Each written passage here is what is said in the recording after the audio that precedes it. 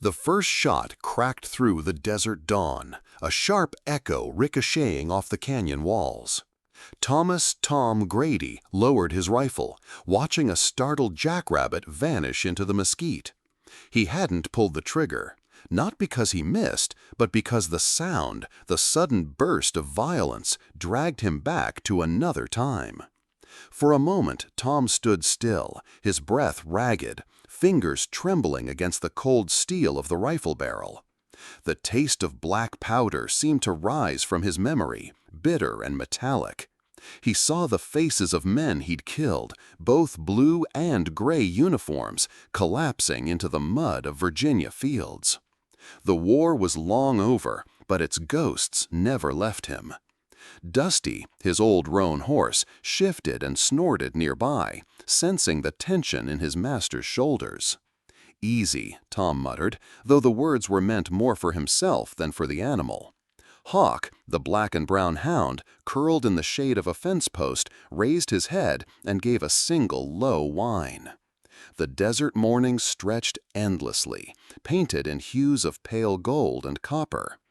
Tom turned away from the fading rabbit trail, slinging the rifle across his back as if ashamed to hold it. The sun was climbing fast, burning off the coolness of night, and he had chores waiting.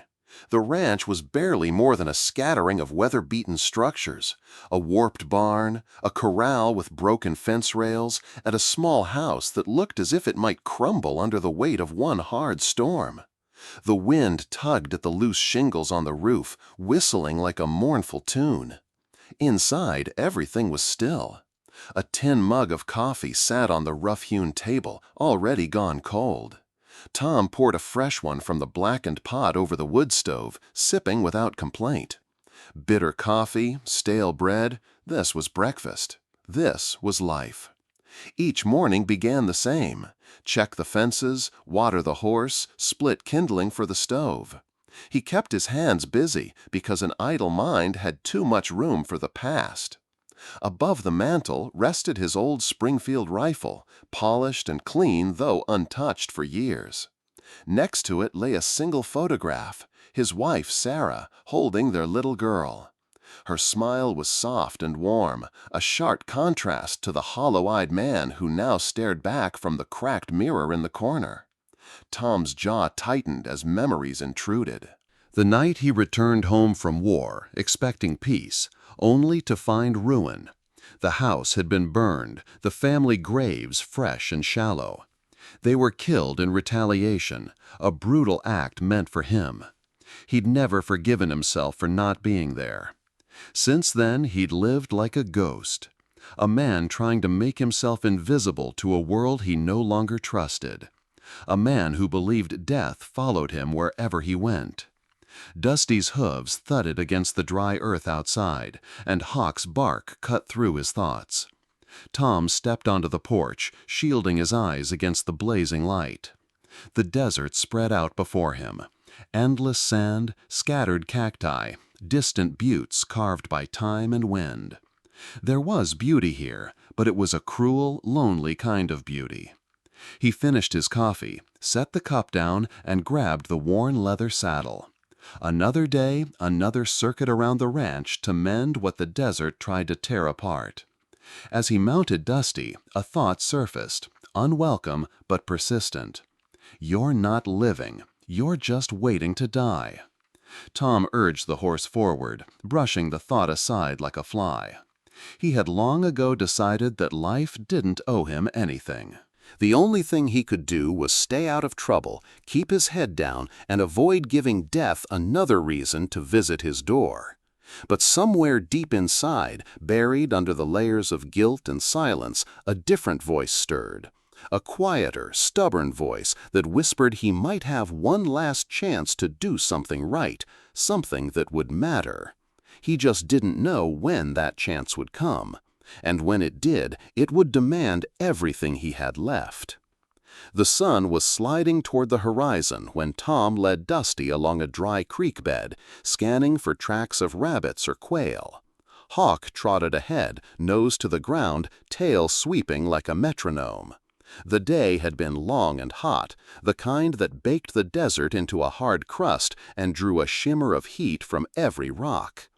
Tom was thinking of supper, jerky and whatever he might catch, when Hawk stopped dead, ears pricked.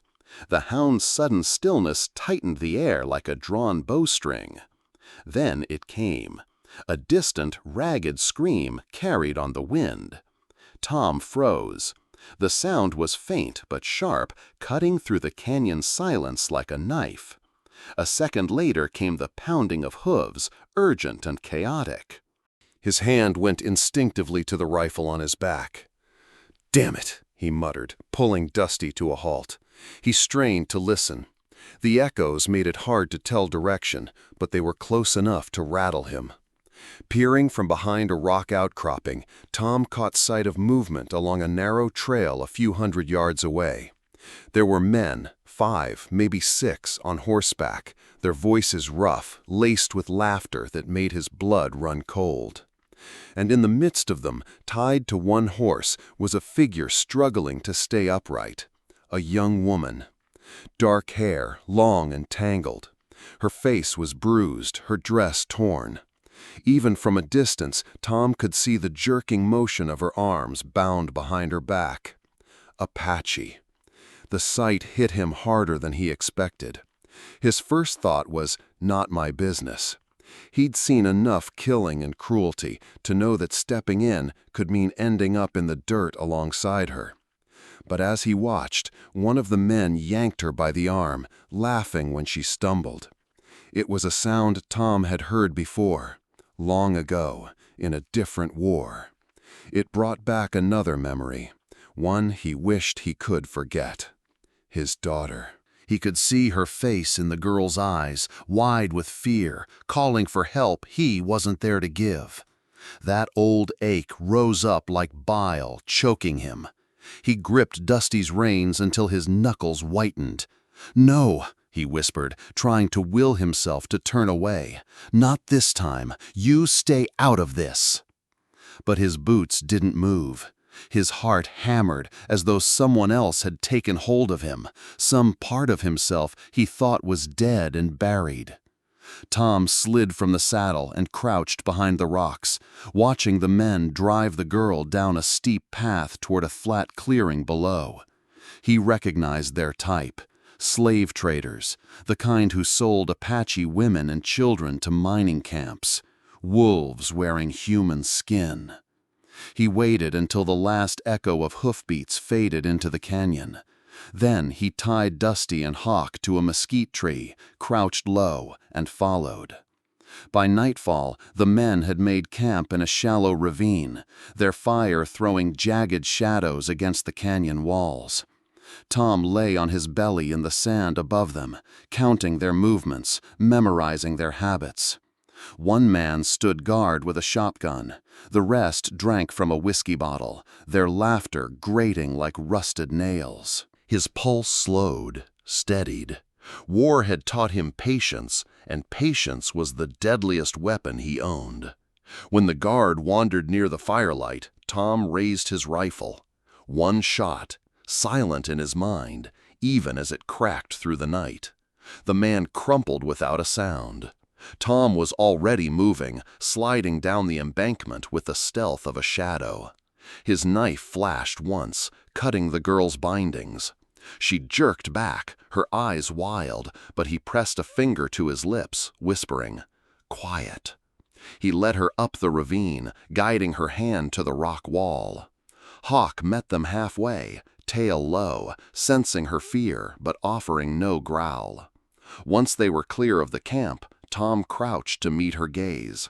She flinched at first, but something in his weathered face, his tired, scar-lined expression, made her pause. "Thank," she rasped, voice hoarse. "Thank you." Tom gave a small nod. No words. He wasn't sure what to say, or why it mattered. But as they rode back to the ranch under a sky pricked with stars, he felt the weight of what he'd done settle on his shoulders. Wade Garrison's men would come. He'd lit a fuse, and there was no going back. For the first time in years, Thomas Grady felt he'd done something right. Yet the bitter taste of violence burned on his tongue, warning that the past had just found him again. The desert night was a cold, quiet thing. Stars spilled across the sky like shards of broken glass, but in Tom's small ranch house, the air was heavy with unease. Ayanna sat on the edge of a wooden chair near the table, her wrists raw where the ropes had bitten into her skin. Tom crouched by the fire, pouring water into a dented basin. "Hold still," he said, his voice low and rough. She tensed, watching every movement as if expecting a trick. When he reached for her arm, she jerked back, the mistrust in her dark eyes sharp as a blade. Tom sighed, dipped a rag into the warm water, and placed it on the table. "You can do it yourself," he murmured, pushing the cloth toward her. Ayanna hesitated before picking it up, pressing the damp fabric to her bruised wrists. Her breathing was shallow, quick, like a deer cornered by hunters. Tom leaned against the table, studying her with a quiet patience. He'd seen this fear before, not just in strangers, but in his own reflection after the war. Hawk padded over to her side, tail wagging faintly. The girl froze again, but when the dog simply laid his head on her knee, she let out a slow breath. Her hand, still trembling, brushed over Hawk's fur. "Good boy," Tom said, almost smiling. "He won't hurt you." She didn't reply. She knew only a handful of English words, and every syllable seemed to cost her effort. Still, the way she looked at Hawk, soft, uncertain, reminded Tom of another time. His daughter had been the same with animals, gentle in a way he never could be. He turned away, busied himself with boiling water on the stove. Ayanna's gaze followed him. When he set a plate of dried venison and cornbread in front of her, she hesitated, then began to eat in cautious bites. Tom sat across from her, sipping black coffee that had gone lukewarm. "What's your name?" he asked. She looked up, confused. He tapped his chest. "Tom." Then he gestured to her, raising his eyebrows. For a moment she said nothing. Then, barely above a whisper, "Ayanna." Tom nodded. "Ayanna," he repeated, testing the sound. She tilted her head slightly, as though surprised to hear her name spoken without malice. Later, as she curled up on the cot near the fire, Tom noticed how tightly she clutched something beneath her torn dress. A small leather cord with a pendant, something she wasn't about to let out of her sight. Whatever it was, it meant more to her than safety or food. He didn't ask, not yet. Hawk lay on the floor between them, an unspoken sentinel. Tom sat on the edge of his own bunk, staring into the flames. "You know," he muttered, as if talking to himself, "I don't even know what I'm doing here." Hawk's ears twitched. "She's just a girl," Tom went on softly, "but I can feel trouble coming, same as the smell of rain before a storm." His voice cracked slightly, and he rubbed his face with one calloused hand. The firelight danced over the scars on his knuckles, scars from a war that had taken too much. For a moment, he glanced at Ayanna's sleeping form. Her breath was steady now, though her hand still curled protectively over that necklace. He whispered to Hawk, "What would Sarah say if she saw me now, bringing danger home again?" The dog thumped his tail once, as if in answer. Outside, the desert wind swept across the plains, rattling the loose shutters. Tom felt a pang deep in his chest, a sense that whatever path he'd just stepped on, there was no turning back. The next morning broke with a pale, hazy light. Tom rose before the sun, as he always did, but this time the quiet of the ranch felt heavier. He brewed coffee, the bitter scent filling the cabin, while Hawk padded in slow circles near the hearth. Ayanna was awake, sitting cross-legged on the cot, her back straight and eyes alert. She hadn't slept much. Tom could tell by the dark smudges under her eyes. He handed her a tin cup filled with warm water. "Drink," he said, tapping the cup. She hesitated, watching him as though waiting for a trick, but eventually took a sip. Tom crouched by the fire, chewing on a piece of jerky. He wasn't sure how to talk to her. Words were like stones rolling in his mouth, heavy, clumsy. But something about the way she sat, clutching that leather cord with its small pendant, stirred his curiosity. He pointed toward the necklace. "That? Yours?" Ayana's hand instinctively covered it. She shook her head, then tapped her chest. "Father," she whispered. Tom frowned. "Your father gave it to you?" She nodded slowly. Her eyes darkened, and she began to speak in broken English, the words halting like stepping stones across a river. "Father, chief, strong man, this—" She lifted the pendant, its silver and turquoise catching the morning light. Tom tilted his head, trying to understand. "Promise?" She struggled for the right words, then drew shapes in the air with her finger. Circles, mountains, a sweeping motion like a river. "Land, ours, no take, bad men, want." A realization began to settle in Tom's mind. That necklace wasn't just a keepsake, it was a message. Maybe a symbol of authority or ownership. Something worth killing for. "Wade's men?" he asked quietly. He mimicked the motion of a gun, then pointed to her. Her jaw tightened. She nodded once. "Bad men want this." Tom leaned back, staring at the pendant. It was beautiful, yes, but more than that, it carried a weight he couldn't define. He thought of Wade Garrison, the man who had once commanded him like a brother, a man whose ambition had rotted into something cruel and unrecognizable. Ayana watched him, her gaze sharp despite her exhaustion. "You, soldier?" she asked suddenly, pointing to the old Springfield rifle propped near the wall. Tom's breath caught. It wasn't a question he liked answering. He gave a short nod. "A long time ago," he muttered. She looked at him differently after that, as if seeing both danger and protection in the same man. The morning passed slowly. Tom patched the fence and checked the water trough, while Hawk kept an eye on Ayana, who wandered the yard barefoot, scanning the horizon like a hawk herself. When Tom came back inside, she was sitting at the table, a scrap of cloth in her hands. She held it up to him, miming a sewing motion. His old scarf, the one Sarah had given him years ago, had a fraying corner. Ayana gestured again, offering to fix it. Tom blinked. "You don't have to," he started, but stopped when she began threading the needle with calm determination. He stood there for a moment, watching her small, precise movements. It was such a simple act, but it struck something deep inside him. It had been years since someone had cared enough to mend anything of his, least of all him. When she was done, she placed the scarf on the table. "Good," she said softly. Tom cleared his throat, unsure why that single word made his chest feel tight. "Yeah," he replied, voice low. "Good." By midday, the desert air shimmered like molten glass. Tom had just finished tightening the last rail of the corral when Hawk's bark shattered the stillness. The dog stood rigid, nose pointing west, hackles raised. Tom wiped the sweat from his brow and followed Hawk's gaze.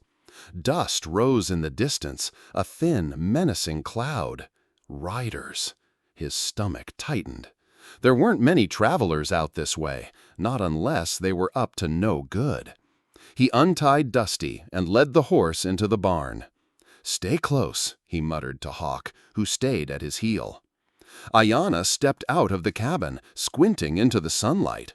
Tom gestured sharply for her to get inside. "Go," he said, tone leaving no room for argument. Her eyes narrowed, but she obeyed, ducking into the shadows of the doorway. Tom grabbed the old Springfield rifle from the porch. The men were still too far away to recognize, but he didn't need to see their faces. Something about the way they rode, shoulders hunched, weapons slung loose, told him everything. They stopped a few hundred yards out, a small group of 3 riders. The one in the middle raised his hand in greeting, but Tom didn't wave back. "Grady!" The voice carried across the hot wind, deep and mocking. "You're a hard man to find." Tom's jaw clenched. He knew that voice. Wade Garrison. It had been years since he'd heard it, but the sound brought back a flood of memories. Muddy battlefields, commands barked under cannon fire, and the sharp grin Wade wore when danger was near. Back then, Wade had been a leader, a soldier who fought with brutal efficiency. But war had twisted them both in different ways. Tom walked away. Wade hadn't. "What do you want, Wade?" Tom called, keeping his voice steady. The man chuckled, the sound hollow. "You've got something that belongs to me, a girl." Tom didn't answer. Wade leaned forward in his saddle, his sun-baked face splitting into a grin that didn't reach his eyes. "Listen, old friend, you've always been a good shot, but even you can't guard her forever. Give her up, and maybe I'll let your ranch stand." Tom's hand tightened on the rifle. "This land's nothing worth burning," he replied. Wade's smile turned cold. "Everything burns, Grady. You know that." He gave a short nod to one of his men. A rifle cracked, and splinters flew from the fence post beside Tom's head. "Next time I won't miss," Wade called. Then he jerked his horse around and rode off, his men laughing as they disappeared into the horizon. Tom stood still, the rifle heavy in his hands. Hawk growled low, his teeth bared. Behind him he heard Ayanna's soft breath as she peered through the doorway. That night the threat became real. A single torch was hurled at the corral fence, igniting the dry wood. Hawk's barking woke Tom just in time to see flames licking skyward. He grabbed a bucket and threw water, cursing as the fire hissed and spat. It took all his strength to put it out before it spread to the barn. When the smoke cleared, Tom found a message carved into a plank near the gate. "Give her back, or we take everything." Beside the message lay the lifeless body of one of his young horses, shot clean through the head. Tom stared at the animal for a long moment, jaw tight, fists trembling. War, it seemed, had found him again. The night after the fire was thick with silence, the kind that made every creak of wood sound like a gunshot. Tom sat on the porch with the Springfield rifle across his knees, the barrel glinting under the moonlight. Hawk rested nearby, but his ears were always twitching, alert to the faintest rustle. Inside the cabin, Ayanna slept lightly on the cot, her fingers still gripping that pendant as if it were a lifeline. Tom's gaze wandered to the doorway, his mind running in circles. He could end this. One ride into the desert, hand her over to Wade, and the threat would disappear. His ranch, as broken as it was, would stand. He could go back to his quiet life, to mending fences and talking to his dog like a fool. But every time he imagined doing it, he saw Sarah's face, his daughter's face, and the helplessness he'd felt that day he came home too late. Would he let another girl vanish into the dark just to save his own skin? Tom sighed and rubbed a hand over his face. "You're a damn fool, Grady," he muttered to himself. When dawn came, Ayanna emerged from the cabin, her eyes swollen from lack of sleep. She looked at him, her expression cautious but curious, as if sensing the storm in his mind. He pointed to the fence, half burned from Wade's torch. "Help!" he said, miming the act of holding a plank. Ayanna tilted her head but followed. Together they worked in silence, Tom hammering new boards while she held them in place. Her hands were small but steady. At midday, Tom fetched a canteen and offered it to her. She drank deeply, then paused, searching for words. "Why, help me," she asked, her English broken but direct. Tom hesitated. "Because I couldn't help someone else," he said finally, his voice rough. He wasn't sure if she understood, but something in her gaze softened. Later, while Tom was mending an old leather strap on Dusty's saddle, Ayanna approached with a curious look. She touched the scar on his forearm, a jagged mark from a bayonet wound years ago. He froze, but didn't pull away. "War," she said quietly, tapping the scar. "Yeah," Tom muttered. "War." She studied his face for a moment, then smiled faintly. Not a happy smile, but one that carried a strange understanding. For the first time, she didn't seem afraid of him. That evening, as the sun bled into the horizon, Ayanna sat by the fire, humming a low, rhythmic tune. It wasn't a song Tom recognized, but it reminded him of something ancient and steady, like the heartbeat of the earth. He found himself listening, the tension in his shoulders easing for the first time in days.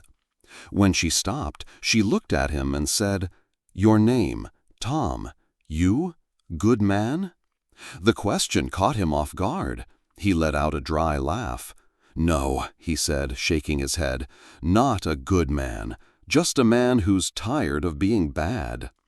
She tilted her head, as though weighing his words, then returned to her humming. Tom leaned back in his chair, staring into the flames. The choice was already made, though he hadn't spoken it aloud. He wouldn't hand her over, no matter what came. Outside, the desert wind swept softly across the burned fence posts, whispering of trouble still to come.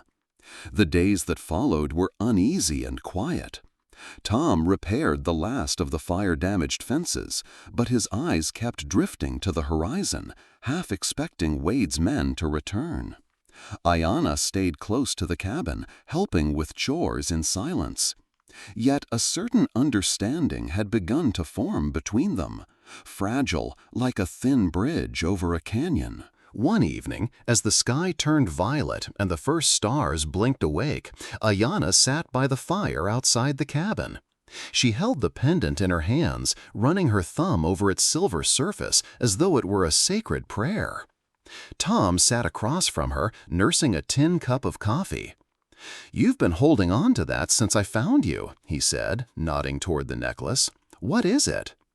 Ayanna's eyes met his. For a long time she said nothing, as though debating whether she could trust him. Then, with slow, deliberate motions, she set the pendant in his hand. It was heavier than it looked, a small disc of turquoise and silver etched with a sunburst pattern. "My father," she began in halting English, "chief, great man, he send me to council." She gestured with both hands, drawing a circle in the air, then pointed to the west. Tom frowned. "Council? What kind of council?" Ayanna closed her eyes, struggling for words. "Bad men, Wade, they lie, make treaty, steal land." She pointed at the necklace. "This, promise. My father say, no give land. We fight with truth." Tom turned the pendant over in his calloused hand, feeling the grooves of the engraving. It wasn't just jewelry. It was a message, a symbol of her tribe's resolve. "You're saying Wade's trying to trick your people out of their land?" Tom asked. Ayanna nodded sharply. "If I no go, no give this, they lose everything. My home, my people, gone." A weight settled in Tom's chest. He'd seen this kind of thing before, corrupt men taking whatever they wanted, using fear and violence as their tools. But now it wasn't just a story. It was sitting across from him, her eyes fierce despite the bruises on her face. "Damn," he muttered, setting the pendant back into her palm. "You're carrying more than just your own life, girl." Ayanna's lips pressed into a thin line. "I must go, before moon full." She pointed to the sky, mimicking the curve of the waxing moon above them. Tom understood. They had only a few days, maybe less, before Wade made his move. That night he lay awake on his bunk, staring at the wooden ceiling. His ranch, his solitude, none of it meant anything if he let Wade destroy that girl's tribe. But going against Wade wasn't just a risk, it was a death sentence. Hawk stirred by his feet, sensing his unease. Tom reached down to scratch behind the dog's ears. "I guess we're in it now, boy," he whispered, "whether we like it or not." The next morning, Ayanna surprised him. She brought him a piece of jerky and pointed to the sky, then the west. "We go," she said simply. Tom stared at her, the weight of her words heavy as stone. He knew she was right. Waiting would only invite Wade's wrath. He exhaled slowly, the decision forming like a storm cloud inside him. "We'll go," he said, "but first I need to be ready." The warning came at dusk. Hawk's growl, deep and guttural, rolled through the cabin before Tom even heard the hoofbeats. Dusty, tied near the corral, stamped nervously, ears flicking toward the north. Tom grabbed his rifle and stepped onto the porch. A line of riders emerged on the horizon, silhouettes dark against the sinking sun. Wade Garrison was at the front, his posture loose but predatory, like a wolf that knew its prey had nowhere to run. "Stay inside," Tom told Ayanna. His tone was sharp, leaving no room for argument. She glanced at the rifle in his hands and then back at him, her eyes burning with fear and defiance. But she slipped back into the cabin, pulling the door shut. The riders stopped at a distance, just beyond rifle range. Wade lifted a hand in a mock-friendly wave. "Grady," he called out, "we gave you a chance to do the smart thing." Tom's jaw tightened. "This isn't your land, Wade. You've no business here." Wade laughed, low and cruel. "Everything's my business when it stands between me and what I want." He glanced at one of his men. "Light it up." Before Tom could react, a torch arced through the air and landed against the barn wall. Flames roared to life instantly, greedily devouring the dry wood. Hawk barked furiously, leaping forward. "Damn it!" Tom sprinted to the barn, tossing buckets of water that hissed and steamed against the flames. The fire fought him every step, but he managed to beat it down before it could spread to the main cabin. His arms ached, and the smoke stung his eyes. Then he saw Hawk. The dog was limping, blood staining the sand beneath his paw. One of Wade's men had taken a shot at him during the chaos. Tom knelt, fury boiling in his chest. "Easy, boy," he murmured, pressing a rag to the wound. Hawk whimpered, but didn't pull away. When Tom looked up again, Wade and his men were already retreating, their laughter echoing across the open plain. A message left behind, carved crudely into a fence post. "Last chance. Tomorrow we take everything." Ayanna stepped out of the cabin, her eyes wide as she took in the smoking barn and the injured dog. She knelt beside Hawk, her hands gentle as she stroked his head. Then she looked up at Tom, her voice trembling but resolute. "We leave tonight." Tom hesitated, staring at the horizon where Wade had disappeared. He'd built this place with his own hands. Every plank, every nail held a memory. Walking away felt like surrendering the last piece of who he was. But the barn's charred wood and Hawk's bleeding paw told him the truth. Staying meant death. Tom stood slowly, dusting ash from his hands. "Pack what you can carry," he said. His voice was steady now, cold with resolve. "We ride west." Ayanna nodded, already gathering the few supplies they had: jerky, a canteen of water, a small blanket. Tom cleaned his rifle and saddled Dusty, every motion deliberate, like a soldier preparing for one last campaign. As the moon rose, they set out. Tom glanced back once at the ranch, its silhouette dark against the starlit sky. He felt a pang deep in his chest, but also a strange clarity. "This isn't home anymore," he murmured. Ayanna, riding behind him, seemed to sense his thoughts. She spoke softly, almost like a promise. "We find new home. Tom didn't answer, but for the first time in years, he allowed himself to hope. The desert stretched endlessly before them, a vast sea of pale sand and broken stone that shimmered under the punishing sun. Tom urged Dusty forward, the old horse snorting with effort. Hawk limped along beside them, still favoring his wounded paw, but refusing to be left behind. Ayanna rode behind Tom, her arms loosely wrapped around his waist, her small frame swaying with the horse's rhythm. By midday, the heat was brutal. Waves of mirage danced on the horizon, and every breath felt like breathing through ashes. Tom's shirt clung to his back, damp with sweat. His canteen was nearly empty, and he'd already given most of what remained to Ayanna. "Keep your head down," he murmured, glancing over his shoulder at her. She nodded, though her face was flushed from the heat. They stopped briefly in the shade of a jagged outcrop. Tom crouched by Hawk, checking the dog's paw, then glanced at the sky. It was too quiet, too open. He felt exposed, like a target on a firing range. As he stared out over the desert, his mind began to wander. Back to the blood-soaked fields of Shiloh, back to the screams of men who had fallen beside him. The sun's glare felt like the blaze of cannon fire. He closed his eyes, gripping the rifle strapped to his saddle. "This isn't war," he told himself, "not again." But deep down, he knew it was. Different enemy, same weight pressing on his chest. Ayanna's hand touched his shoulder, pulling him back. She held out the necklace, the turquoise glinting in the dying light. "Safe," she said, tapping her heart. "We find safe."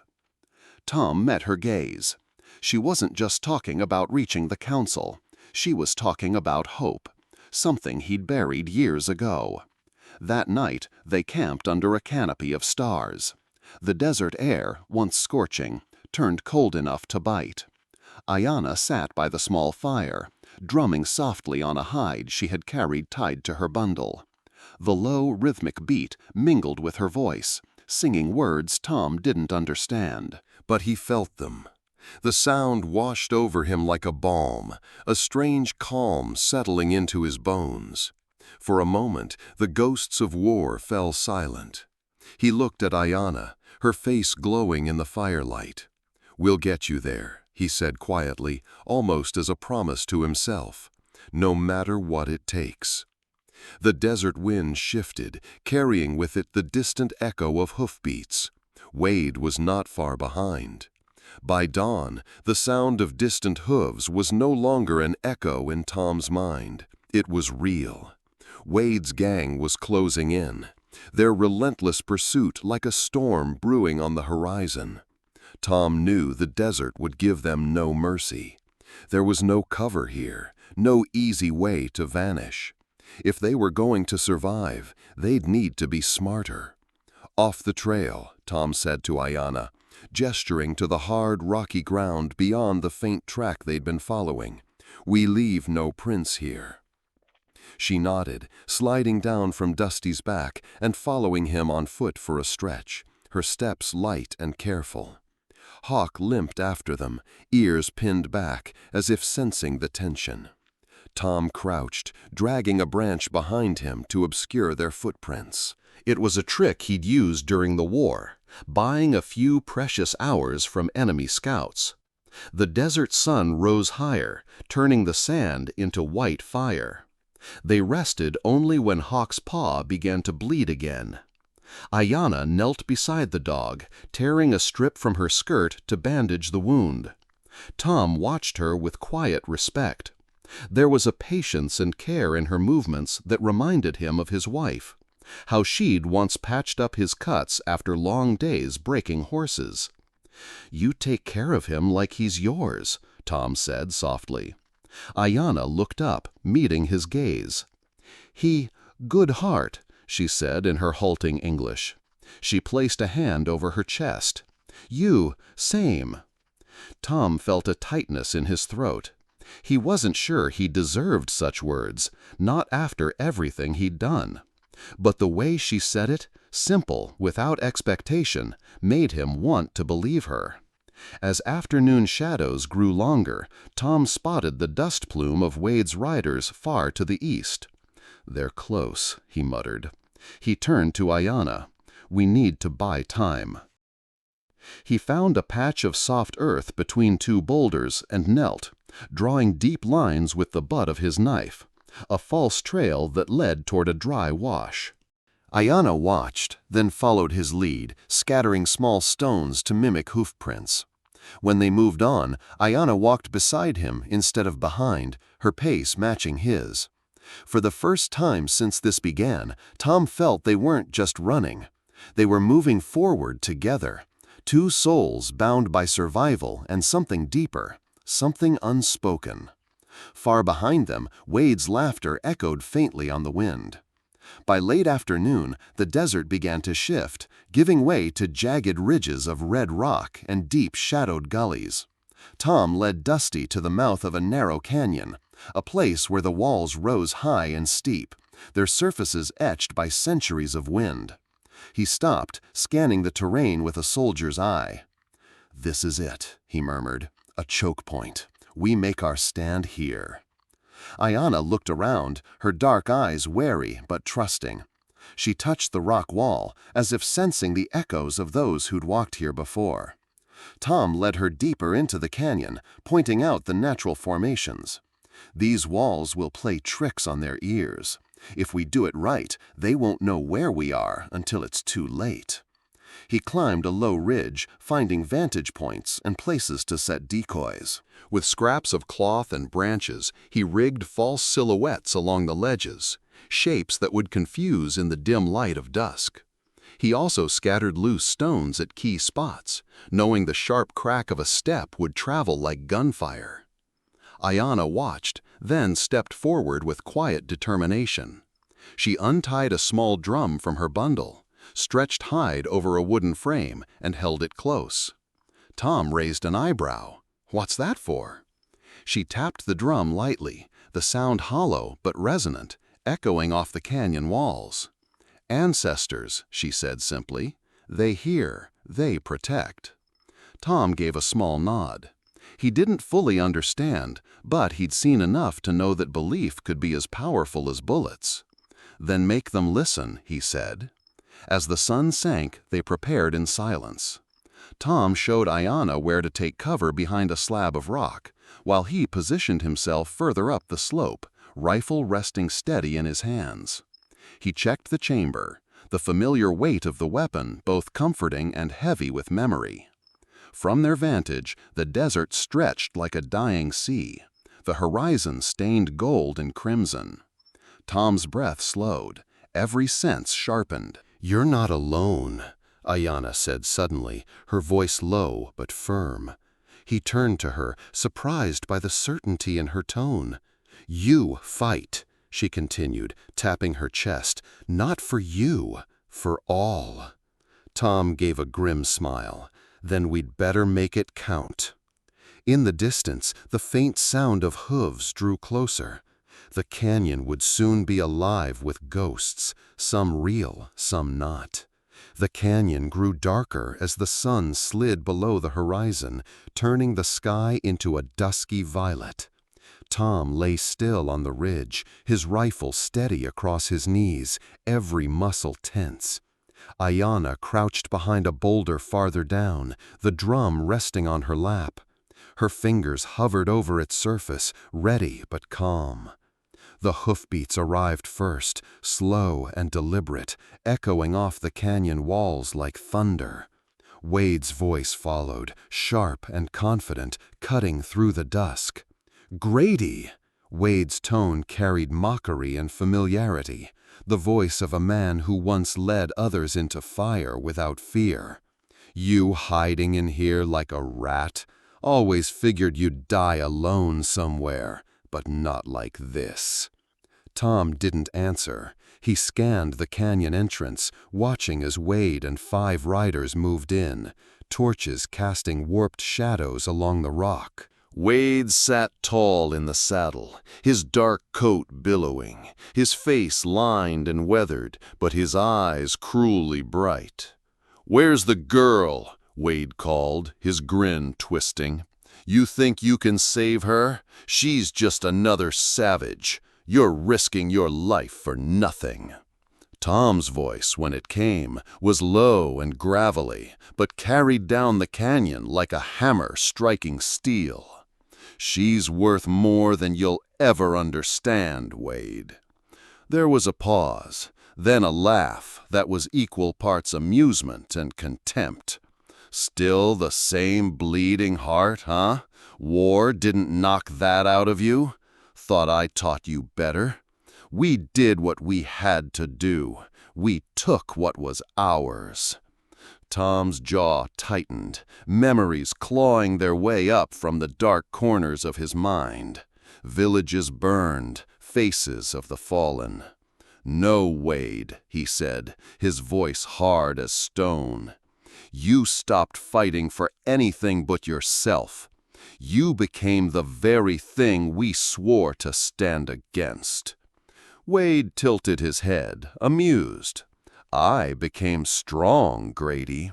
The world belongs to men who take it, not to those who hide and cry about the past." Tom raised the rifle slightly, aiming at the ground between Wade's horse's hooves. "You take one more step, this ends here." The tension was electric, the canyon holding its breath. Wade's grin faltered slightly, his hand brushing the grip of his revolver. "Then let's see if you still have the guts to pull the trigger, old friend." The first shot cracked through the canyon, shattering the silence like glass. The echo of Tom's shot rolled through the canyon like a drumbeat of war. Wade's horse reared, screaming, and his men scattered for cover among the jagged rocks. Dust and smoke curled into the twilight, turning the narrow pass into a haze of confusion. Then came the sound. Iana's drumbeat, low, steady, and relentless, throbbed against the stone walls. Her voice rose with it, singing in the Apache tongue. It wasn't just a song, it was something older, a sound that felt like it had crawled out of the earth itself. The canyon magnified it, twisting her chant into ghostly whispers that danced in the ears of Wade's men. One of them, a younger rider with a bandana over his face, glanced around nervously. "What the hell is that?" he hissed, his voice cracking. "Shut up and keep moving," Wade barked, though even he shifted uneasily in his saddle. Tom took the opportunity, firing another shot that ricocheted off a boulder near Wade's men. "You don't belong here," Tom's voice boomed. "Turn back while you still can." The drumbeat quickened, and Iana's chant climbed higher, almost a wail. The sound echoed so strangely that Wade's men fired blindly into the shadows, convinced spirits were moving among them. Tom moved like a ghost himself, using the canyon's curves to his advantage. He didn't aim to kill, just to disarm and confuse. A well-placed shot shattered a man's rifle, sending him fleeing. Another bullet kicked up dirt near another rider's boots, making him curse and retreat deeper into the shadows. But Wade wasn't one to back down. Snarling, he spurred his horse forward, revolver drawn. "You think this song of hers will scare me, Grady?" he roared. Tom shifted position, his breath steady, eyes sharp. "It's not the song that should scare you," he said. "It's the truth." Wade fired, the bullet grazing Tom's shoulder. Pain flared, but Tom didn't falter. He lined up his shot and hesitated, just for a heartbeat, seeing not an enemy, but the man who once fought beside him. Wade raised his revolver again. Tom had no choice. The crack of his rifle echoed one last time, and Wade jerked backward, the revolver falling from his hand. He slid from the saddle, landing hard in the dust. Tom lowered his rifle slowly, chest heaving. This wasn't victory. It was the end of something broken long ago. For a moment, the canyon was silent, except for the soft echo of Ayanna's final drumbeat. Wade's body lay still, his face turned toward the stars, the arrogance and cruelty wiped clean by death. The remaining men stared at their fallen leader, fear replacing their bravado. One of them, battered, his rifle useless, glanced at Tom's steady aim and the girl's unrelenting stare. Without a word, he turned his horse and galloped out of the canyon. The others followed, spurred by a mixture of fear and superstition, convinced that something more than bullets had beaten them. Tom stood there, his rifle lowering inch by inch, until the last hoofbeats faded into the distance. The weight of the weapon felt unbearable now, like holding a piece of his own past, one he'd hoped to bury forever. He stumbled, pain flashing through his shoulder where Wade's bullet had grazed him. Blood soaked through his shirt, warm and sticky. Hawk barked once, whining as he limped closer, as if urging Tom to sit before he fell. Ayanna rushed to his side, the drum slipping from her hands. "Tom," she said, her voice steady despite the worry in her eyes. She guided him to sit on a flat rock near the canyon wall, her hands pressing against the wound. "I'm fine," Tom muttered, though his voice was strained. "No," Ayanna said firmly. She tore a strip of cloth from her dress, soaking it with water from the canteen before pressing it against his shoulder. Her movements were sure, her breath calm, as if she had done this many times before. Tom's vision blurred for a moment, and he found himself looking up at the first light of dawn spilling over the canyon rim. The fire in the sky reminded him of another dawn, years ago, when he had stood over the bodies of men he'd once called brothers. This time, though, there was no sense of hollow victory, only the faint, fragile feeling of having done the right thing. "You fought for all," Ayanna whispered, as though reading his thoughts. Her hand rested briefly on his chest. "Good man." Tom managed a faint smile. "Maybe," he said softly. "Just maybe." The canyon wind shifted, carrying the scent of dust and blood away as the sun rose higher. For the first time in years, Tom felt a strange lightness, like a man who'd finally stopped running. CTA. The world came back to Tom in fragments. The sound of horses, the cool shade of canvas, the distant murmur of voices speaking a language he didn't understand. His shoulder burned, but there was no gunfire, no echoing hooves chasing them through the canyon. When he opened his eyes, he saw Ayanna kneeling beside him, her face lit by a small fire. "You, safe," she said, her hand gently pressing his bandaged wound. Tom tried to sit up, but groaned as pain lanced through him. 2 Apache men appeared, their expressions guarded but not hostile. They spoke to Ayanna in quick, melodic syllables. She answered, holding up the turquoise pendant like a torch in the dark. At that, the men's eyes softened. One of them, an older warrior with silver hair braided down his back, gave Tom a slow nod, then motioned for him to rest. Tom lay back, unsure what to expect. He'd been taught, like every white settler of his time, to see native tribes as dangerous, untrustworthy. But here he was, injured and helpless in their care, and not a single hand was raised against him. The camp was alive with quiet activity. Women moved between the fires, tending pots of stew. Children whispered curiously from behind their mothers' skirts, stealing glances at the wounded stranger. Ayanna spoke with a group of elders, her voice steady and firm as she presented the father's promise. From where he lay, Tom could see their faces illuminated by the flickering flames. The necklace, held high in the firelight, seemed to glow with an inner power. The elders murmured to each other. Then one of them, a man whose weathered face bore the dignity of age, placed his hand over his heart and bowed his head. Ayanna returned to Tom, kneeling beside him.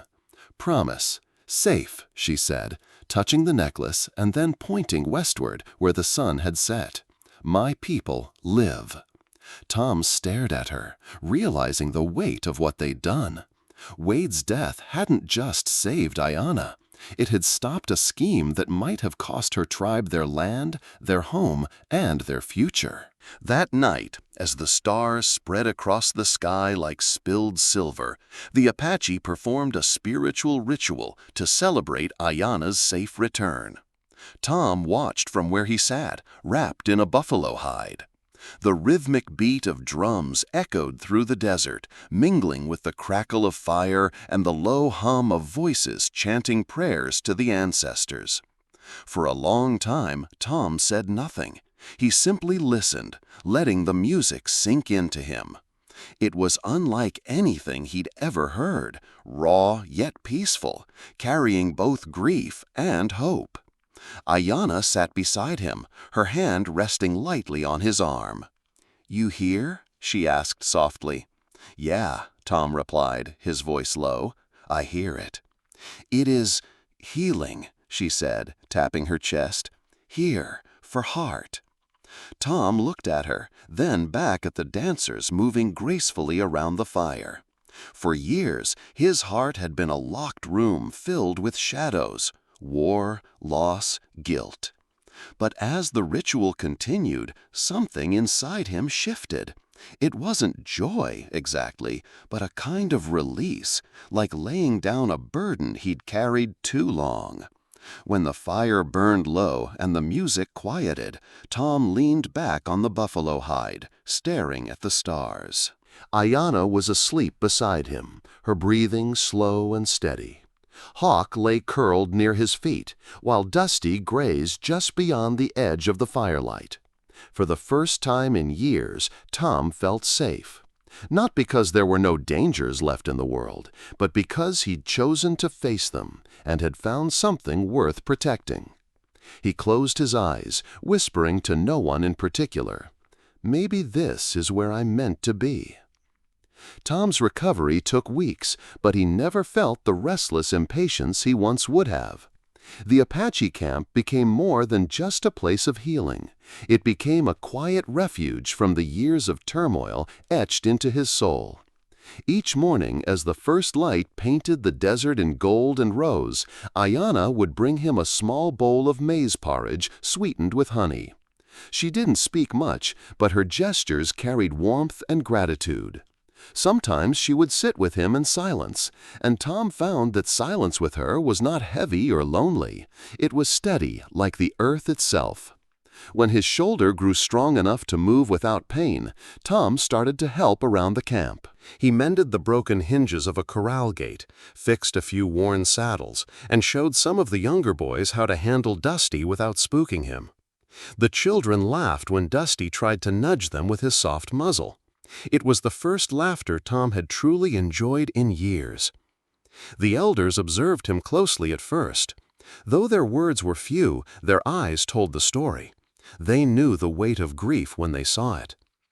One evening, the eldest of them, a man named Dakota, approached Tom by the fire. He spoke in Apache, and Ayanna translated softly. "Dakota says," she began, "you are like a man who has walked too long in shadows. But now, maybe you see the sun." Tom looked into the old man's weathered face, nodding slowly. "I'm trying," he said. Dakota placed a hand on Tom's shoulder, and though they shared few words, Tom felt something pass between them, acceptance and perhaps even forgiveness. As days turned into weeks, Tom realized he didn't want to return to the empty ranch, to the silence that once gnawed at him like a wound. Here there was life, fires crackling at night, songs rising with the stars, the simple rhythm of people living with purpose. One evening, as the sun began to sink, Ayanna appeared with a wooden flute carved with intricate designs. She handed it to Tom with a shy smile. "My father make this," she said. "Now I want you to play." Tom hesitated, his fingers brushing the smooth surface. It reminded him of the harmonica he used to play for his daughter on quiet nights back home. He raised it to his lips and tried a few notes, awkward at first, then slow and steady. The sound drifted through the camp, soft and yearning. When he finished, Ayanna took the flute and played a tune of her own, a melody that seemed to capture the essence of the desert evening: warm winds, wide skies, and distant memories. Tom sat back, listening, feeling as if the music stitched together pieces of himself he thought were lost forever. As the last rays of sunlight bathed the desert, Tom sat under the open sky with Hawk at his feet and Dusty grazing nearby. Ayanna's song floated into the air like a prayer, and for the first time in years, Tom felt no need to run from the past. He wasn't the same man who had once hidden in an empty ranch, waiting for life to pass him by. He was someone who had fought, not for revenge, but for something good, and found peace in doing so. "Maybe this is home," he murmured, more to himself than anyone else. The wind carried the scent of sage and the distant sound of laughter. Tom closed his eyes, letting it wash over him. The desert, once harsh and unforgiving, now felt like a place where he could rest. Not just his body, but his heart. If this story of Tom and Ayanna stirred something deep within you, memories of a harsher yet more honest time, join us for more true Wild West stories. Each tale is a journey through rugged landscapes and tender hearts, reminding us that even in dust and silence, humanity endures.